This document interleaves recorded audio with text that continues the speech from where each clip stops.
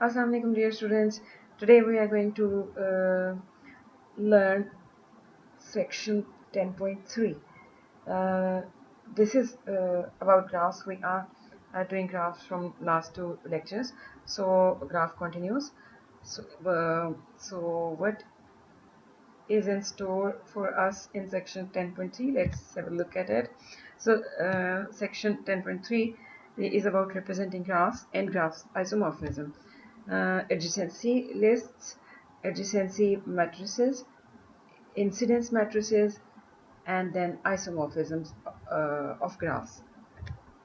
So first of all, adjacency list can be used to represent a graph with no multiple edges by specifying the vertices that are adjacent to each vertex of the graph. So this is the first representation, first way to represent a graph, which is called adjacency list.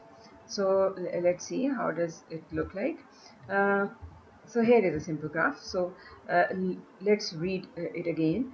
An adjacency list can be used to represent a graph with no multiple edges. So we don't have multiple edges here. This is an undirected graph. By specifying the vertices that are adjacent to each vertex of the graph. So we are going to make lists in this method of representation. So you can see here is the vertex A. Now vertex A, it is adjacent to B. Okay, vertex A is adjacent to C. Vertex A is adjacent to E, right? So you can see B, C, E in the list of adjacent vertices, right? Now here is the vertex B, second vertex B, and this is adjacent to A only, and vertex C is adjacent to A, adjacent to D, adjacent to E. So we can see A, D, E in the list of adjacent vertices. So this is the first way to represent a graph, and graph is simple and undirected. So here is a directed graph, okay, and with no multiple edges, because we cannot see multiple edges in one direction. So this is not a multigraph. So we actually started in the definition that graph with no multiple edges. So there is no condition on the directed or undirected. It can be applied on directed and undirected, both the graphs. So here we have uh, the first was vertex A. So let's see the terminal vertices of A. B, we have A to B, a flow. Then there is A to C, so C is also adjacent, and then A to D, so A to E. So these are B, C, D, E. Okay, so these are the vertices, these are the terminal vertices adjacent to A. Similarly, we can find for B. So B is connected to B as well. So B is also in the list. B is B from, yes, B goes to D. So D is in the list here. Similarly for C, C again for there is a loop. So C is connected to C itself, and C is connected to, here we go, E. Okay, and C is connected to A as well. Okay, so this is how we can form adjacency list. So this is the first way to represent a graph. Okay, next there is another way to represent a graph, is to make adjacency matrices. So suppose that graph consists of vertices, set of vertices, and set of edges. Is a simple graph with number of vertices is equal to n. Arbitrarily list the vertices of G as v1, v2, vn. The adjacency matrix AG, it is denoted by AG, uh, of G with respect to the listing of vertices, is the n by n 0, 1 matrix with 1 as its ijth entry when Vi and Vj are adjacent, and 0 as its ijth entry when they are not adjacent. So in simple words, if the graph's adjacency matrix is AG is equal to, it consists of the elements Aij, then Aij is 1 if Vi and Bj is an edge of the graph G, and 0 otherwise. If they are not connected, then we have 0 entry in that position. So let's have a look at uh, an example to understand the idea. So we have a simple graph here, A, B, C, D. It has 4 vertices. So A, B, C, D. Similarly, A, B, C, D. So this is 4 by 4 matrix, and A is connected to A. No, because there is no loop. Okay, so we have 0. So A is adjacent to B, yes. So we have 1 here. A is adjacent to C, yes. We have 1 here. A adjacent to D, we have 1 here. Okay.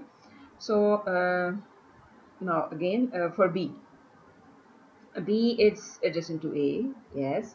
B is not adjacent to B because there is no loop. So we have, because there is no loop, this graph is simple. So we have zeros in the diagonal elements because vertices are not connected to themselves. So similarly, we can find for D, D is connected to A, and rest of the entries are 0 because D is not adjacent to C and B and D itself. Okay. Similarly, we have another simple graph. Again, A, B, C, D. So the order is given here. A order matters, of course. A, B, C, D. A, B, C, D. Okay. Now A is not connected to A, so we can find 0 here. A is adjacent to B, so there is 1. A is adjacent to C, so we have 1 here. A is not adjacent to D, so we have 0 here. Okay. Okay, that's very important word. The adjacency matrix of a simple graph is symmetric. Okay, that is Aij is equal to Aj I, and since there are no loops in simple graphs, each diagonal entry Aij for I is equal to 1, 2, 3 is 0. That is Aii is 0. Every diagonal entry Aii is 0. So when a graph is sparse, that is not dense, that is it has few edges relatively to the total number of possible edges, it is much more efficient to represent the graph using an adjacency list than an adjacency matrix. But for a dense graph, which includes a high percentage of possible edges, an adjacency matrix is preferable.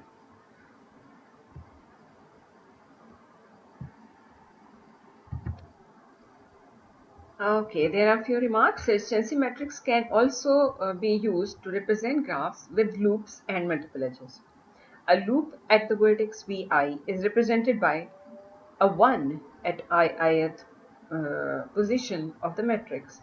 When multiple edges connect the same pair of vertices Vi and Vj, or if multiple loops are present at the same vertex, the ijth entry equals the number of edges connecting the pair of vertices.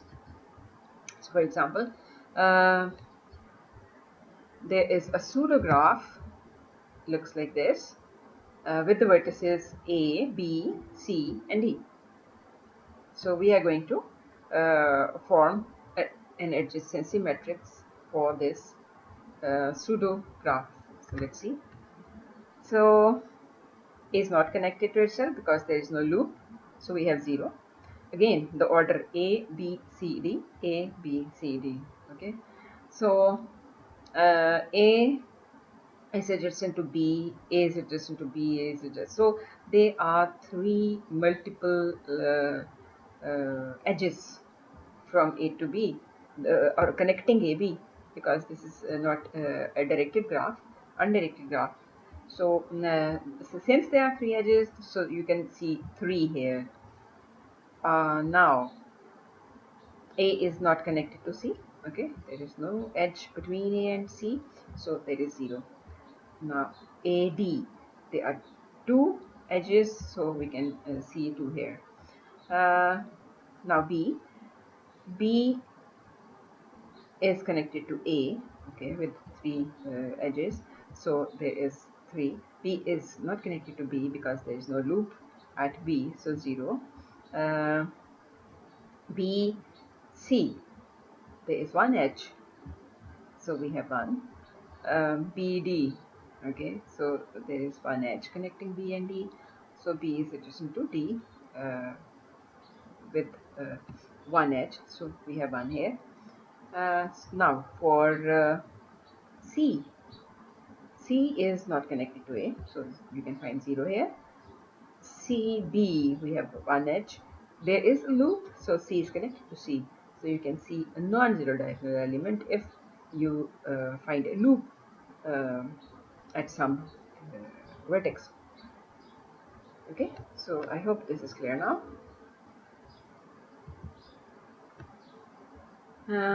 Adjacency matrix can also be used to represent directed graphs.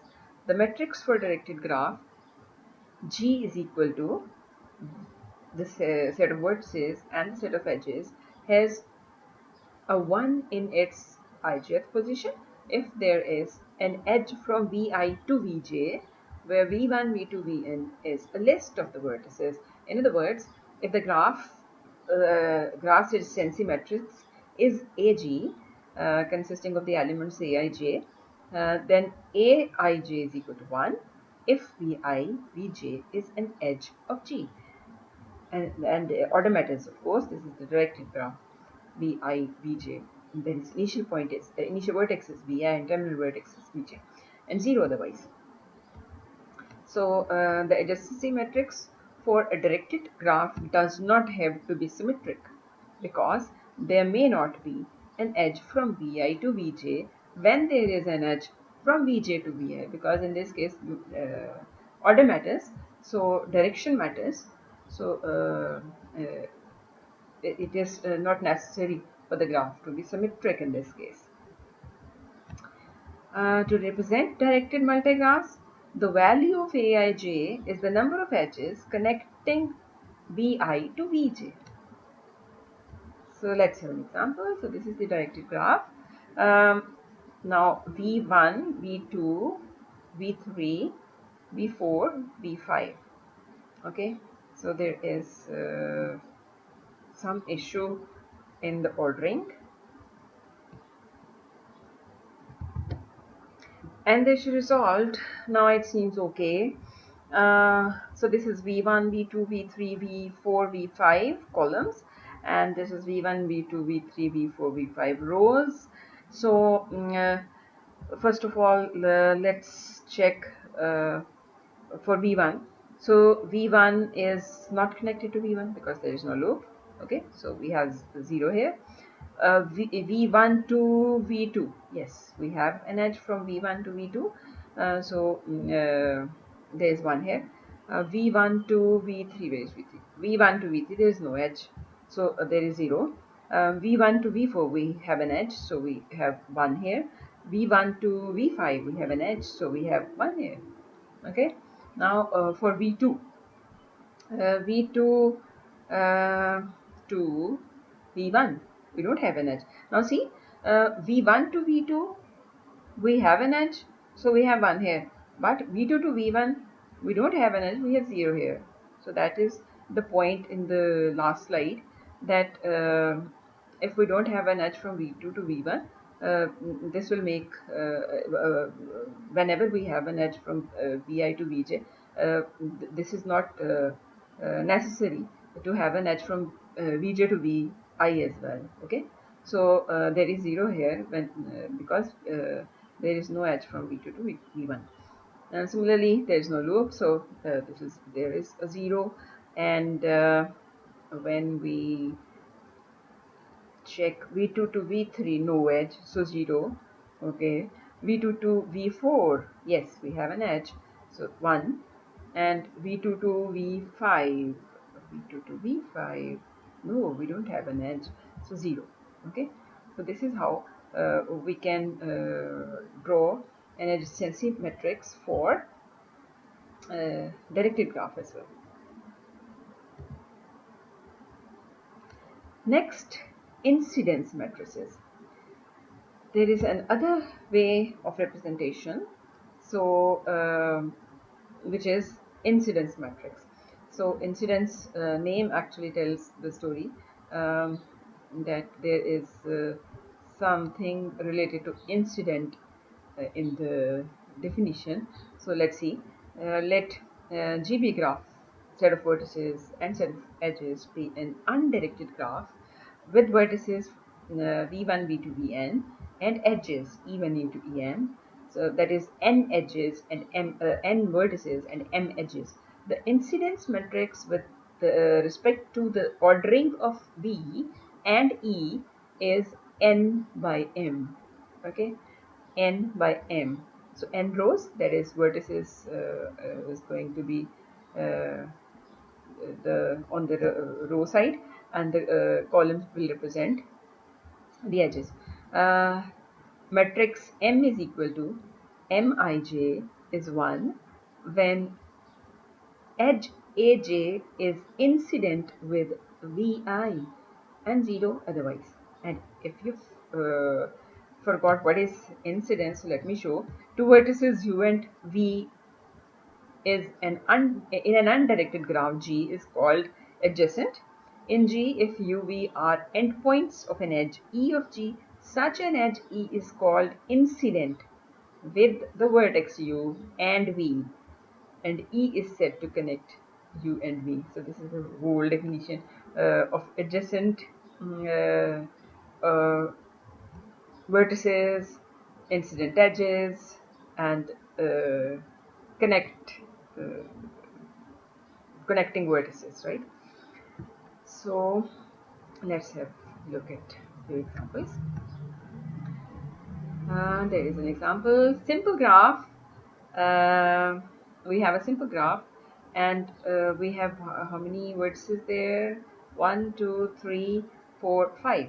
Okay, so vertices are going to be the number of rows. So v1, v2, v3, v4, v5. So we have 5 rows. Now we have 6 edges, so E1, E2, E3, E4, E5, E6. Okay, so we have 6 columns. We have 5 rows and we have 6 columns because number of vertices is 5 and number of rows is number of edges is 6. All right.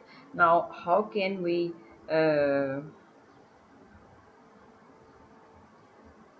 choose the entries?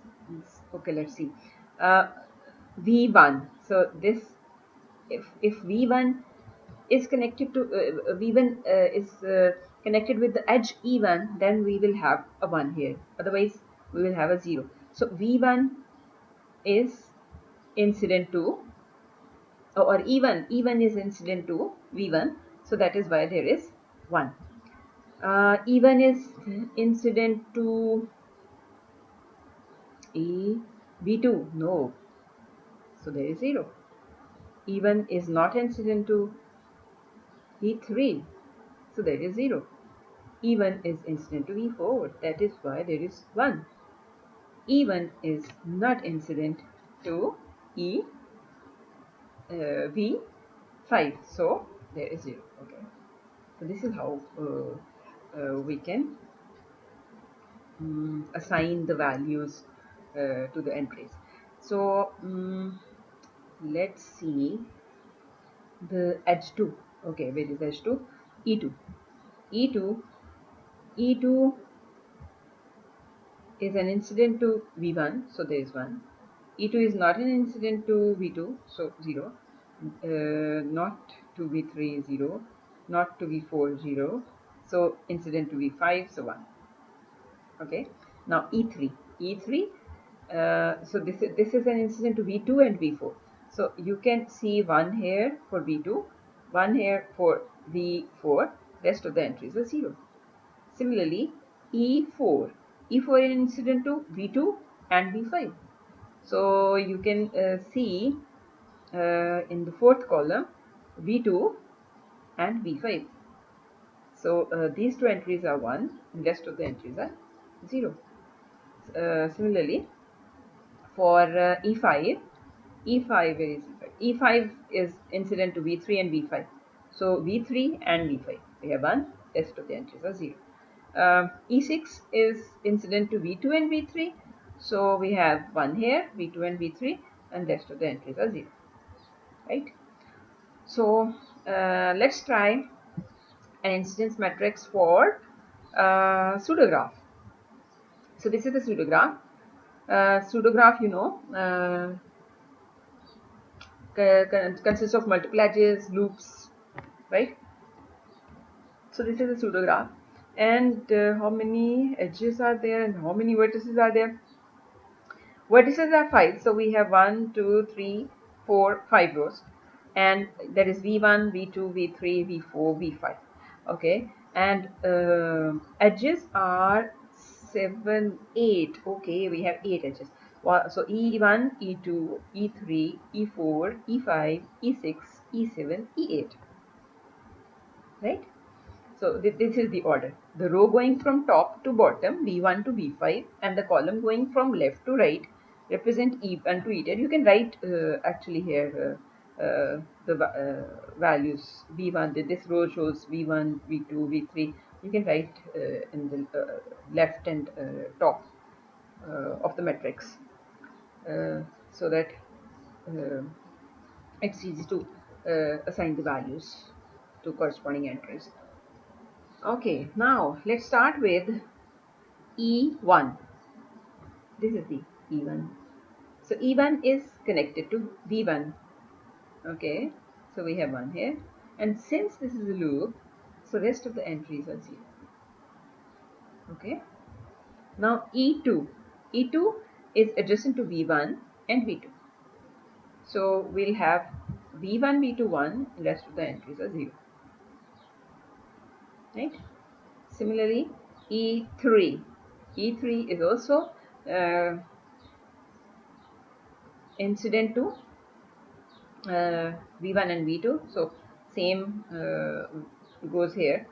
So 1, 1 and rest of the entries are 0. And similarly, we can assign all the values in the matrix.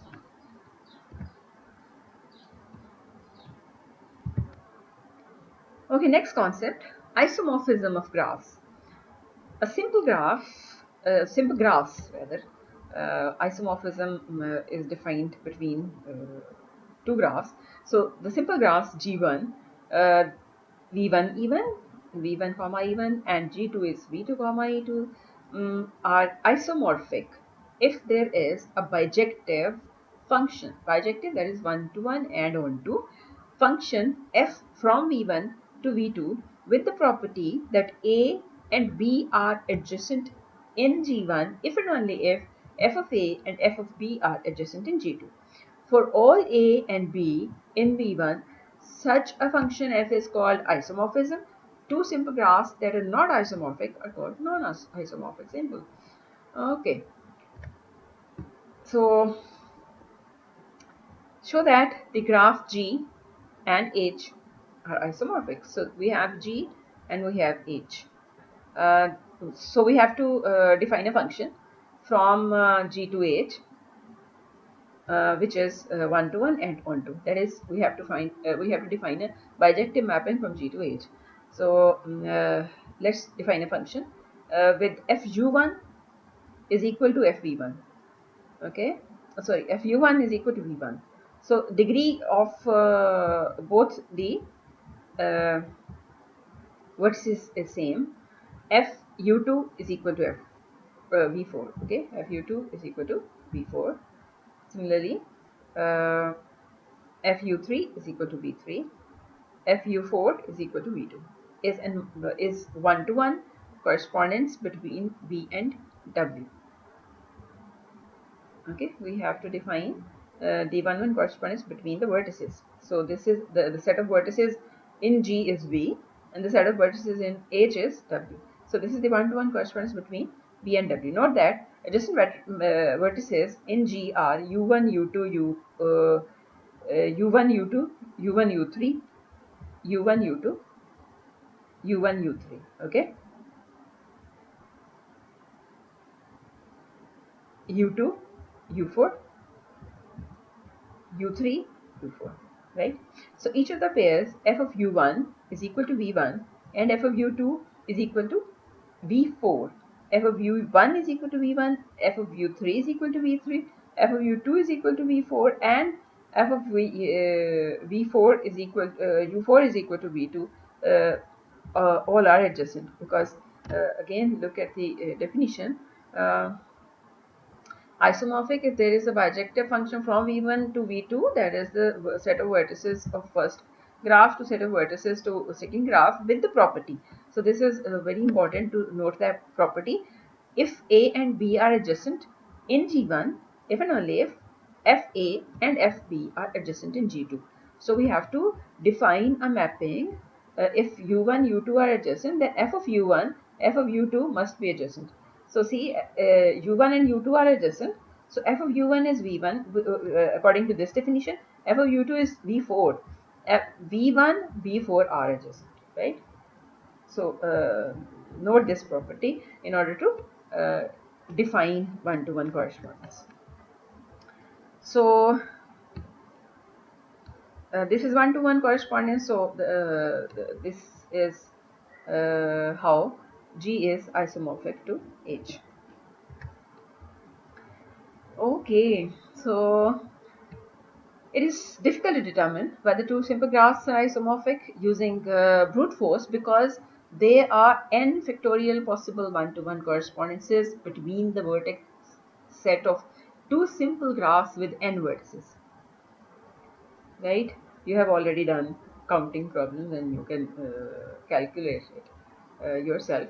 The best algorithms for determining whether two graphs are isomorphic have exponential worst case complexity in terms of the number of vertices of the graphs. So as the number of vertices increases, the complexity increases. Sometimes it is not hard to show that two graphs are not isomorphic. We can do so by finding a property preserved by isomorphism, that only one of the two graphs has such properties called graph invariant. And these properties include them. There are many different useful graph invariants that can be used to distinguish non-isomorphic graphs, such as the number of vertices, the number of edges, degree sequence, and so on. So let's see the properties which are which are called graph invariant. So first of all, isomorphic simple graphs must have the same number. Isomorphic simple graphs must have the same number of vertices because there is a one-to-one correspondence between the set of vertices of the graphs. So first property, I forget about this bullet.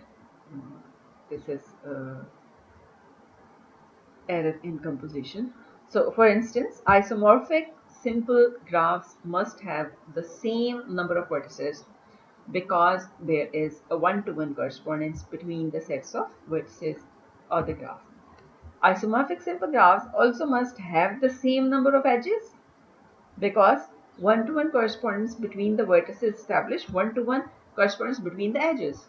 So both the graphs must have same number of vertices, both the graphs must have same number of edges, and if any of the property fails to exist, we can straight away say that graphs are not isomorphic. So another property, in addition, the degree of the vertices in isomorphic simple graphs must be the same.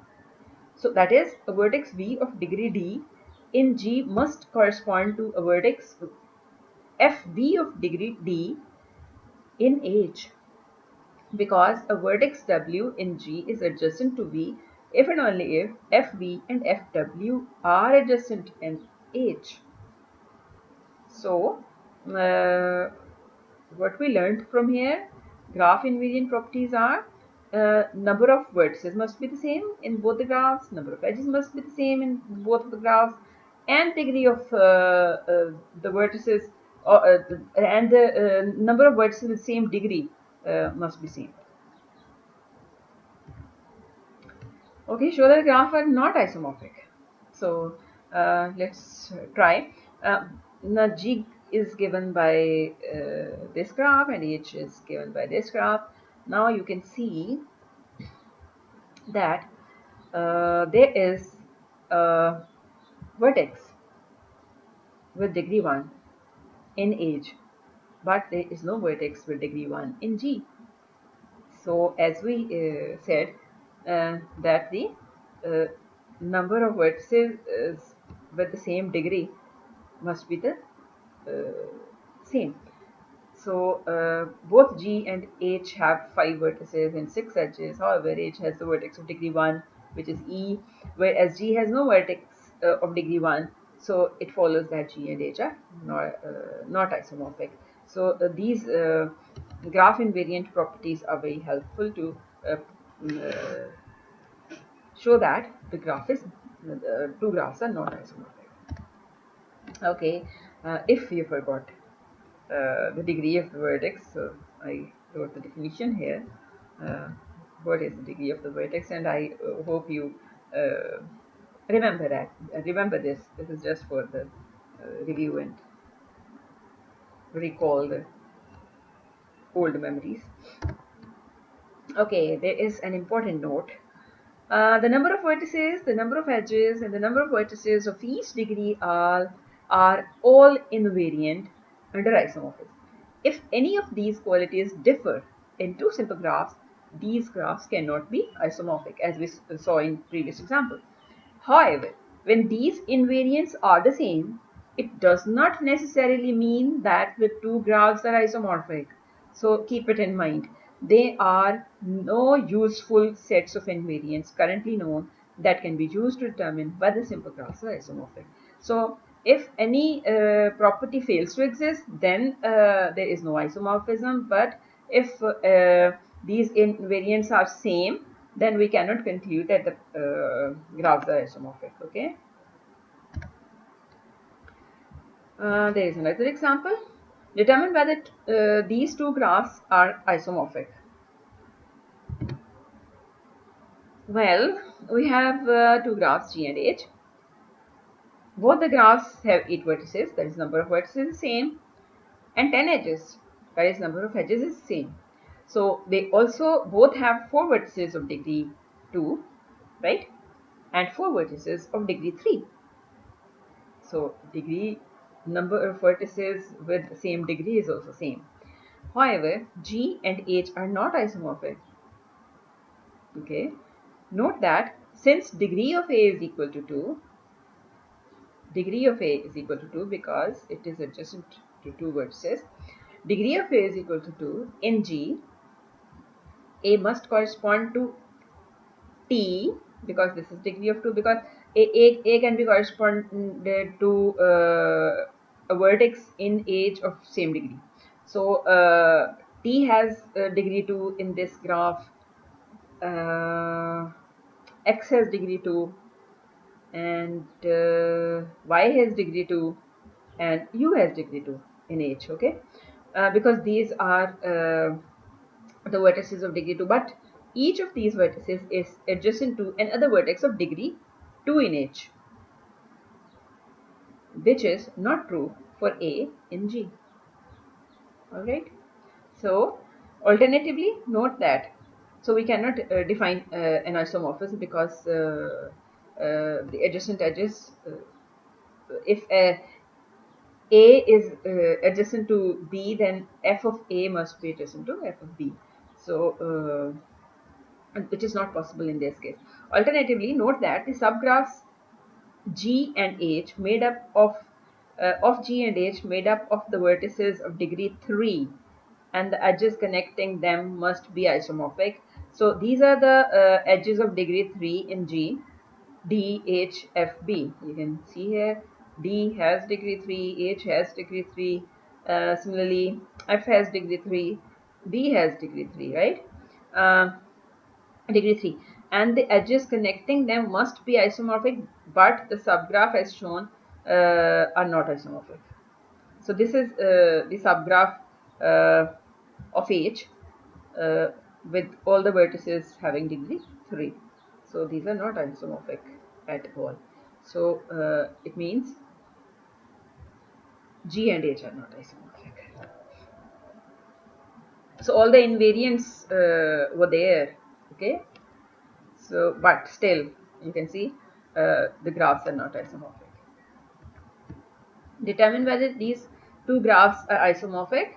Now again we'll analyze the graphs.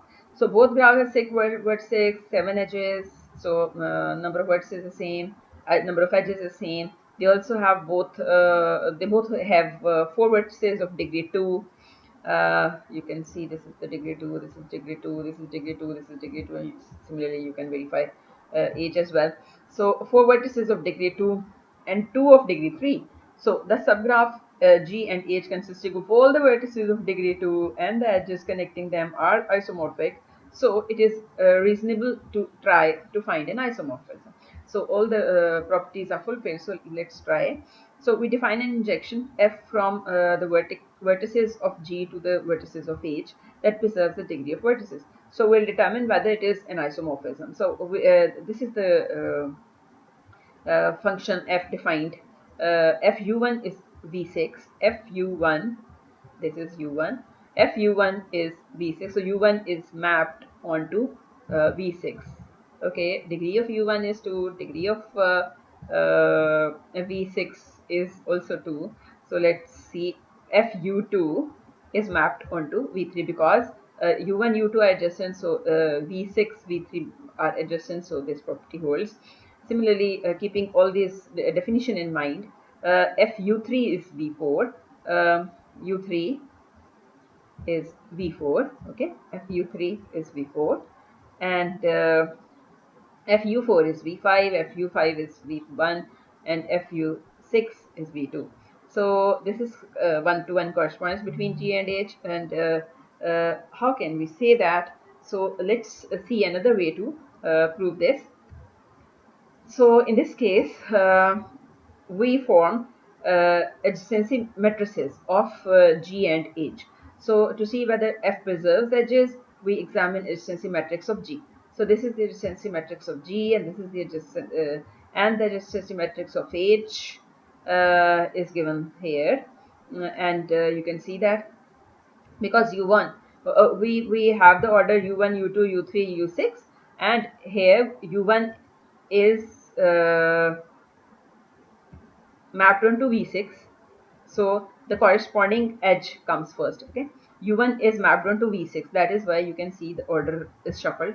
u2 is mapped on v3, u3 is mapped on v4, u4 is mapped on, and so on. So if both the matrices are same, then we can conclude that the mapping is one-to-one correspondence. So you can see both the matrices are identical. Okay, so this is how this is another way to prove the isomorphism. If everything seems okay, and we define a mapping, and to check whether it is one-to-one correspondence or not, we can check it through the matrices of adjacency, and if they are identical then the defined function is bijective, that is one-to-one correspondence. And what does this actually show? This shows that f is an isomorphism, or H and G are isomorphic, graphs are isomorphic. Okay, now there are a few algorithms of your interest, although we are not going to ask questions about these things, but this is just for knowledge. The best algorithm known for determining whether two graphs are isomorphic have exponential worst case time complexity in the number of vertices of the graph. However, they are algorithms with linear average case time complexity. You can use a public domain program called Naughty. This is a software to determine in less than a second whether two graphs with as many as 100 vertices are isomorphic. So graph isomorphism is a problem of special interest because it is one of a few NP problems not known to be either